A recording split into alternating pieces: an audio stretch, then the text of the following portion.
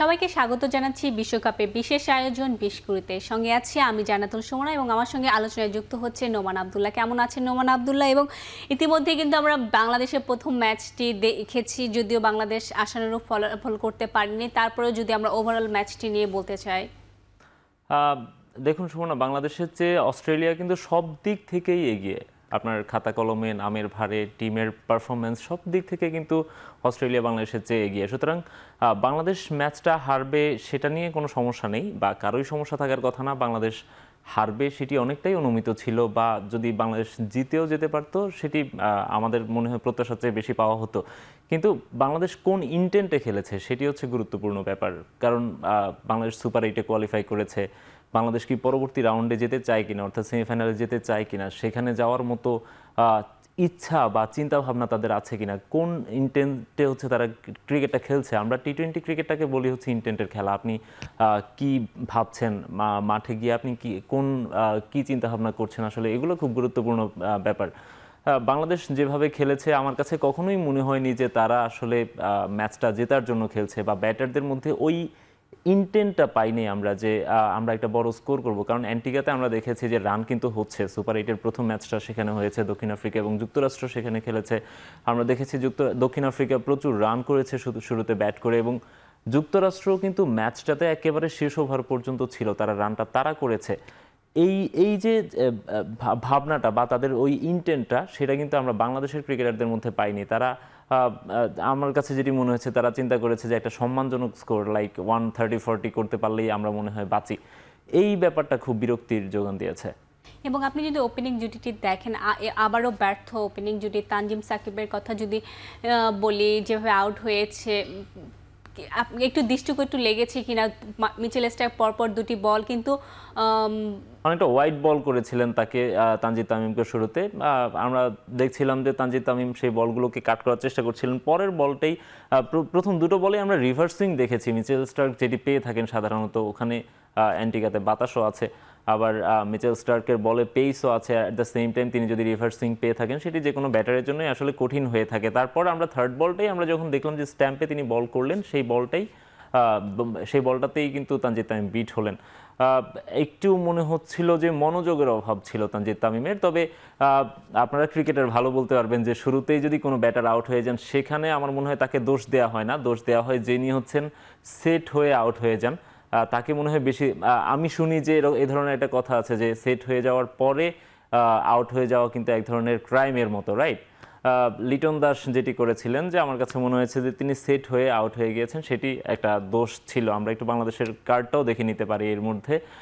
বাংলাদেশের ব্যাটাররা কে কিভাবে খেলেছেন একটু দেখে নিতে পারেন আপনিও। আরেকটি কথা বলছিলেন লিটনের কথা। লিটনের কিন্তু আজকে যদিও রান করেছে 16 রান, কিন্তু আপনি তার খেলার ইন্টেন্টটা দেখেন, প্রথম 11 বলে 1 রান করেছে, এবং এটা টি-20তে একদমই যায় না। এবং ইন্টেন্ট যেটি বলছিলেন, খেলার অ্যাপ্রোচটা কিন্তু টি-20 ধারে কাছেও ছিল না। এক্ষেত্রে কি টিম ম্যানেজমেন্ট নতুন কাউকে সুযোগ দেবে? কয়েকদিন থেকেই সে খারাপ খেলে আসছে।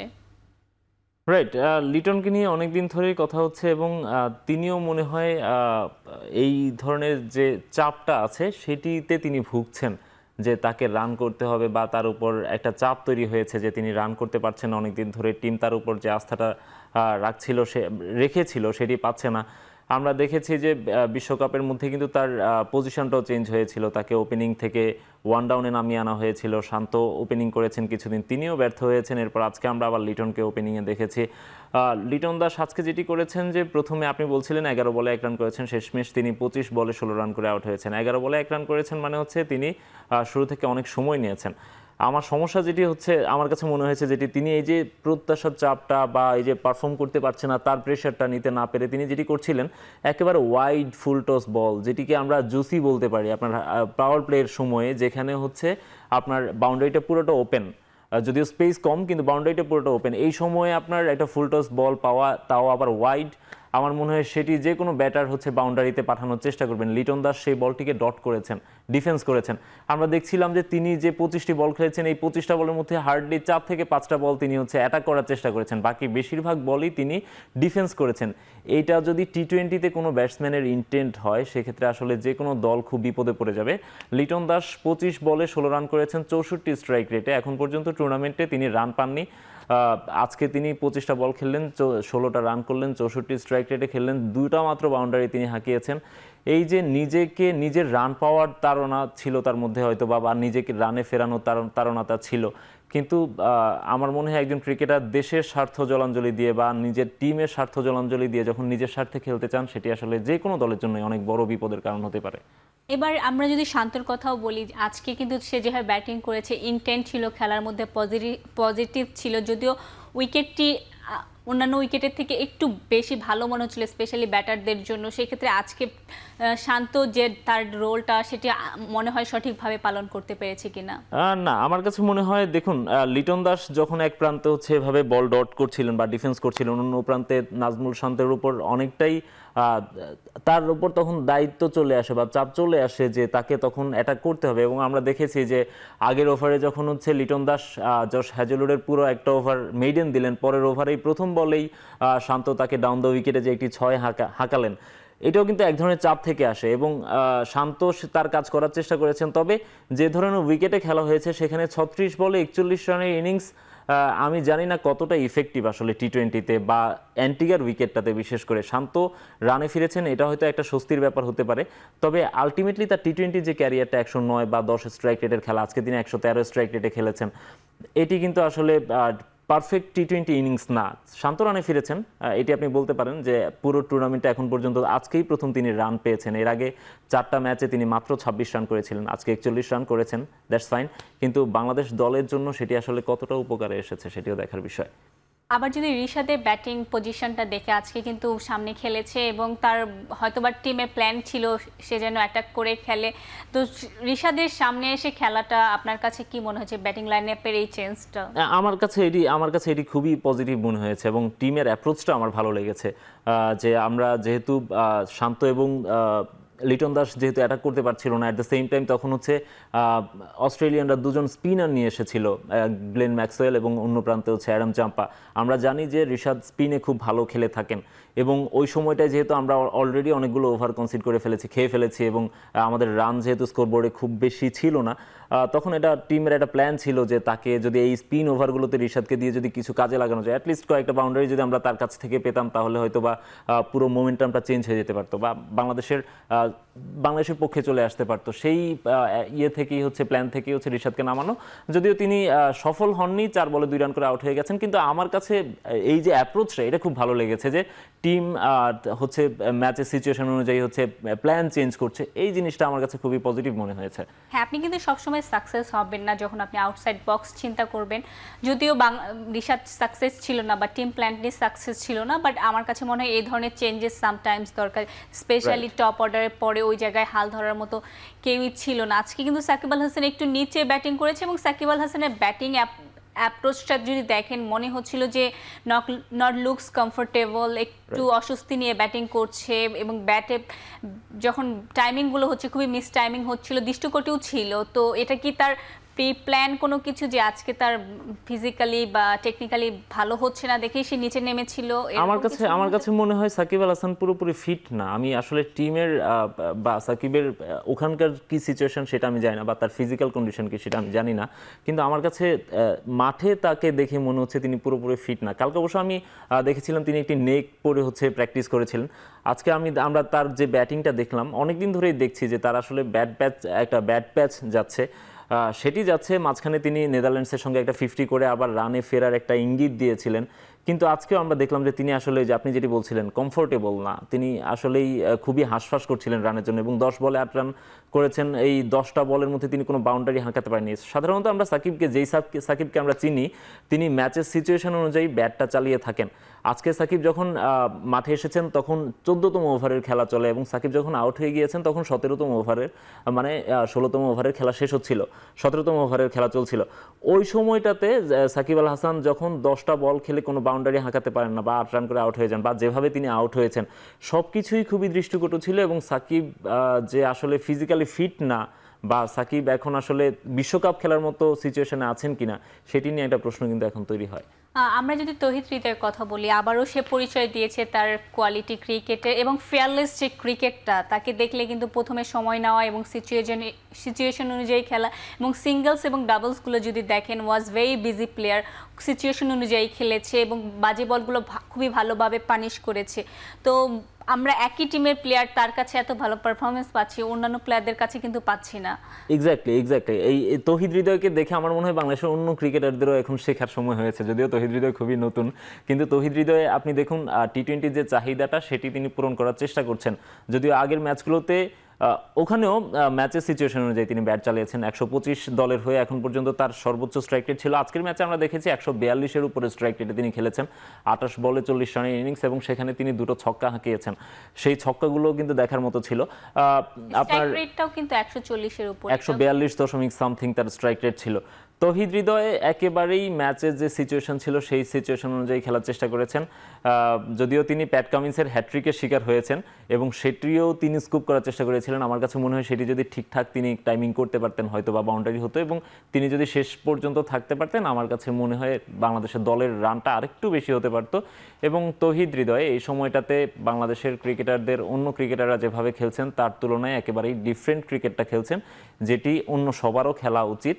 তৌহিদ হৃদয় পথ দেখিয়ে দিচ্ছেন, অন্যদের সেই পথটা ধরে এখন হাঁটার সময় আসলে। আমরা আবারও আপনার কাছে শুনবো, তার আগে আমরা যাব একটু ছোট্ট বিরতি। দর্শক যারা এতক্ষণ শুনছিলেন, আমরা যাচ্ছি একটু ছোট্ট বিরতিতে, ফিরে আসছি আবারও।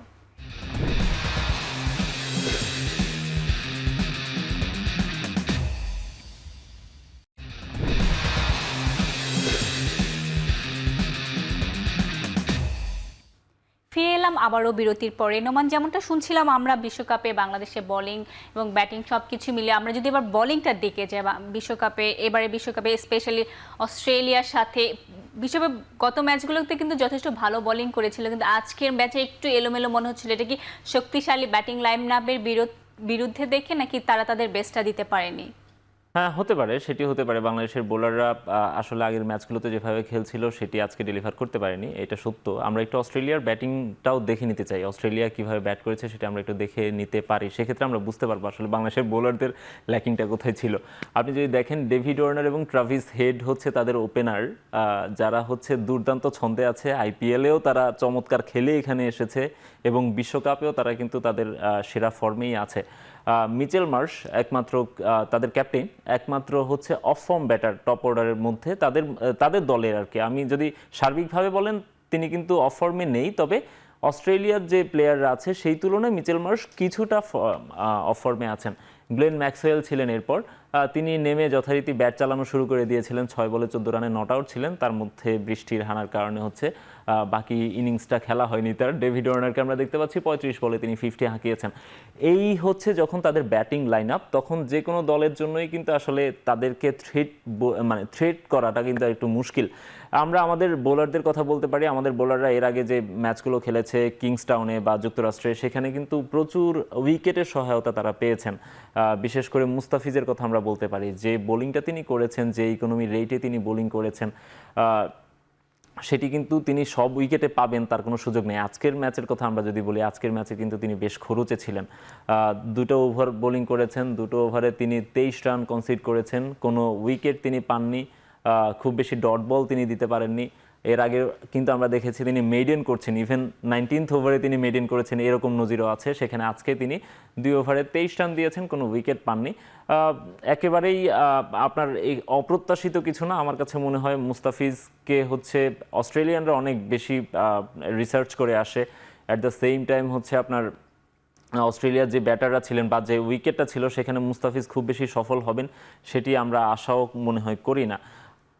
লাস্ট যদি আপনি বাংলাদেশ ভার্সেস অস্ট্রেলিয়া যে খেলাটি মিরপুরে হয়েছিল, সেখানে মুস্তাফিজের বোলিংটা দেখেন, সেটা কিন্তু অনেক কার্যকরী ছিল। সেম বলারই, উইকেটটা ডিফারেন্টে মনে হয় যে তার কার্যকরীটা একটু কম। আরেকটা জিনিস বলতে চাচ্ছি যে আপনার কাছে কি মনে হয় নেক্সট ম্যাচে বাংলাদেশ আফগানিস্তান ম্যাচে মুস্তাফিজের জায়গায় আপনি শরীফুলকে খেলাতে চাইবেন কিনা? না, বাংলাদেশ এরপরের ম্যাচ আগামীকাল রাতেই বাংলাদেশ খেলবে ভারতের বিপক্ষে এই একই উইকেটে অ্যান্টিগাতে। আমি আসলে চেঞ্জেস চাবো না। শরীফুলকে বাংলাদেশ দলের দরকার, সেটি অন্য কারো পরিবর্তে হতে পারে, কিন্তু মুস্তাফিজ বা তাসকিন বা তানজিম সাকিব এদেরকে আমি এখনই জাজ করতে চাচ্ছি না, কারণ থ্রু আউট দ্য টুর্নামেন্ট তারা যেভাবে খেলেছেন, আজকের ম্যাচে কিন্তু সবাই খুব বেশি বোলিং করার সুযোগও পাননি। তানজিম সাকিব মাত্র 80 ওভার বোলিং করেছিলেন, সেখানে তিনি 9 রান দিয়েছেন, নিজেকে প্রমাণ করার সুযোগটা পাননি। তাসকিন মাত্র 1 ওভার 2 বল করেছে, সেই 1 ওভার 2 বলে তাসকিন আমি যতদূর মনে পড়ে 22 রান তিনি দিয়েছেন এবং 16.50 ইকোনমি রেট ছিল তার। খুবই খরুচে বোলার নিঃসন্দেহে, কিন্তু তিনি তো কামব্যাক করার সুযোগটাও পাননি। হ্যাঁ, সুতরাং তানজিম সাকিব বা তাসকিন বা মুস্তাফিজ যেভাবে পুরো টুর্নামেন্টে খেলে গেছেন, একটা ম্যাচ দিয়ে 1 বা 2 ওভার দিয়ে তাদেরকে জাজ করার সুযোগ নেই। আমার কাছে মনে হয় তারা ম্যাচ উইনার ছিলেন আগেও এবং তারা থাকবেন। শরীফুলকে দলে চাইবো আমি, কারণ Shoriful is a champion bowler এবং শরীফুল বাংলাদেশের নাম্বার 1 বোলার হিসেবে বিশ্বকাপে গিয়েছেন এবং গত 1-1.5 বছর ধরে তিনি কিন্তু তার কনসিস্টেন্সি প্রমাণ করেছেন। শরীফুলকে দলে দরকার, সেক্ষেত্রে আসলে কাকে বসাতে পারে সেটি হচ্ছে এখন টিম ম্যানেজমেন্টের ভাবনার বিষয়। আমরা একটু শেখ মেহেদীকে নিয়ে কথা বলতে চাই। তাকে আজকে ফেরানো হয়েছে। তাকে ফেরানো হয়েছে মূলত আমার কাছে যেটি মনে হয় যে অস্ট্রেলিয়াতে বেশ কয়েকজন বাঁহাতি ব্যাটসম্যান আছেন, 2জন ওপেনার বাঁহাতি, তারপর হচ্ছেন আপনার তাদের মিচেল মার্শ ডানহাতি, এরপর হচ্ছে গ্লেন ম্যাক্সওয়েল ডানহাতি, এরপর আবার তাদের অন্য যারা ব্যাটার আছেন অনেকে, বেশ কয়েকজন বাঁহাতি ব্যাটার আছেন ইনক্লুডিং ম্যাথু ওয়েড। তাদের এই বাঁহাতি ব্যাটারদের কথা চিন্তা করেই হচ্ছে শেখ মেহেদীকে দলে নেওয়া বলে আমার কাছে মনে হয়, এবং হয়তোবা তাকে নিয়ে হচ্ছে স্ট্রাইক বোলিংটা করানো হবে সেই প্ল্যানটা দলে ছিল, তিনি সেটি করেছেন। আমার কাছে মনে হয় তিনি ডেলিভার করেছেন, যদিও সাকসেসফুল ছিলেন না এই অর্থে যে উইকেট পাননি তিনি, কিন্তু 4 ওভারে তিনি 22 রান দিয়েছেন, যেটি কিন্তু বেশ ইকোনমিক্যাল বোলিং বলা চলে টি-20-র ক্ষেত্রে। শেখ মেহেদীর জায়গাটা নিয়ে একটু ভাবার ব্যাপার আছে, কারণ তিনি তার কাছে হয়তো দল শেষ মুহূর্তে কিছুটা ব্যাট হাতে রানও চায়, যেহেতু জাকির আলীকে বসানো হয়েছে সেখানে তাকে নেওয়া হয়েছে। তো ব্যাটিংয়ের জায়গাটাতে তিনি ফেল করেছেন, বোলিংয়ে আমার কাছে মনে হয় তিনি 50-50 ছিলেন। তার পজিশনটা নিয়ে আসলে ভাবার জায়গা আছে। শেখ মেহেদী সহ আমাদের বাংলাদেশ দলে যারা স্পিনার রয়েছে, স্পেশালি সাকিব আল হাসান, বোলিংয়ের কথা বললে এই বিশ্বকাপে কিভাবে কিন্তু এখনো সেভাবে জ্বলে উঠতে পারেনি, এবং আরেকজন যে স্পিনার রয়েছে রিশাদ ভালো বোলিং করছে এখন পর্যন্ত, কিন্তু ইন জেনারেলি আমি যদি কম্পেয়ার করি আমাদের বোলাররা স্পিনাররা স্পেশালি মিরপুরে যেভাবে ডমিনেট করে বোলিং করে, ইন্টারন্যাশনালি স্পেশালি বাহিরের উইকেটগুলোতে গিয়ে কিন্তু অনেক স্ট্রাগল করে, সেক্ষেত্রে স্পিনারদের কি অন্যভাবে কাজ করা বা টেকনিক্যালি একটু ডেভেলপ করা দরকার আছে কি? আমার কাছে মনে হয় স্পিনাররা আমাদের প্রত্যাশার চেয়েও বেশি ভালো খেলেছে সুমনা, টু বি অনেস্ট। আমি ঋষাদের কাছে আসলে ঋষাদ এখন পর্যন্ত টুর্নামেন্টে 5 ম্যাচে 9টি উইকেট পেয়েছেন। আজকে তিনি 3 ওভার করেছেন, 23 রান দিয়েছেন, 2টো উইকেট পেয়েছেন। তিনি তার কোটাটা কমপ্লিট করতে পারেননি। 4 ওভার করলে আমরা তো জানি না, হয়তো আরও 2-1টা উইকেট তিনি পেতেও পারতেন। 9 উইকেট পেয়েছেন, তাতেই তিনি টুর্নামেন্টের one of the highest wicket taker. এবং ঋষাদের কাছে ঋষাদ কিন্তু একেবারেই ইনএক্সপেরিয়েন্সড একজন প্লেয়ার ছিলেন। এমন না যে তিনি অনেকগুলো ইন্টারন্যাশনাল ম্যাচ খেলে তারপর সেখানে গিয়েছেন, এমন না, বা তার বোলিং নিয়ে খুব বেশি প্রত্যাশা ছিল এমনও না, কিন্তু ঋষাদ তার জায়গা থেকে পুরোপুরি ডেলিভার করেছেন। এবং আরেকটা চেঞ্জেস আমরা যেটি দেখতে পাচ্ছি তার অ্যাপ্রোচের মধ্যে, এবং আমাদের যে স্পিন বোলিং কোচ আনা হয়েছে মুশতাক আহমেদকে, তিনি তার আসার পরে আমরা একটা জিনিস দেখতে পাচ্ছি যে ঋষাদ প্রচুর টার্ন পাচ্ছেন, যেটি তিনি আগে অনেক কম পেতেন। তার হয়তো একটু ঝুলানো বলগুলো হচ্ছে তার অস্ত্র ছিল, এখন আমরা দেখতে পাচ্ছি যে তিনি প্রচুর টার্ন করাতে পারছেন, অ্যাট দ্য সেম টাইম তিনি জায়গায় বলগুলো ফেলতে পারছেন। ঋষাদ তার কাজটা পুরোপুরি করেছেন। শেখ মেহেদী তো আজকে মাত্র একটা ম্যাচেই আমরা দেখলাম। সাকিব আল হাসান একেবারে পুরোপুরি ব্যর্থ হয়েছেন বলা চলে, ব্যাটে বলে দুই বিভাগে আজকে আমরা দেখলাম যে তিনি কোনো বোলিংই করেননি। এখন পর্যন্ত টুর্নামেন্টে তিনি 2টো উইকেট পেয়েছেন, সেই 2টো উইকেটই হচ্ছে নেপালের বিপক্ষে, বাকি কোনো ম্যাচে তিনি উইকেট পাননি, কোনো ম্যাচে তিনি বোলিং করেননি। আজকের ম্যাচে কোনো ম্যাচে তিনি 1 ওভার বোলিং করেছেন। সাকিব আল হাসানের এই জায়গাটাতে কিন্তু আমাদের একটা গ্যাপ হয়ে গেছে, কারণ আমরা সাকিব আল হাসানের কাছ থেকে পুরোপুরি 4 ওভার এক্সপেক্ট করি, সেখানে আমরা তার কাছ থেকে ব্রেক থ্রু এক্সপেক্ট করি, তার কাছ থেকে ইকোনমিক্যাল বোলিং এক্সপেক্ট করি। সাকিবকে নিয়ে মনে হয় একটু ভাবার জায়গা আছে, বাকি সবকিছু আমার কাছে মনে হচ্ছে overall okay. Thank you Noman, এতক্ষণ আমাদের সঙ্গে থাকার জন্য। আমরা আশা করছি ইন্ডিয়ার সাথে বাংলাদেশ একটি ভালো ম্যাচ খেলবে এবং কামব্যাক করবে। ধন্যবাদ দর্শকরা যারা এতক্ষণ শুনছিলেন। ভালো থাকবেন, সুস্থ থাকবেন, আল্লাহ হাফেজ।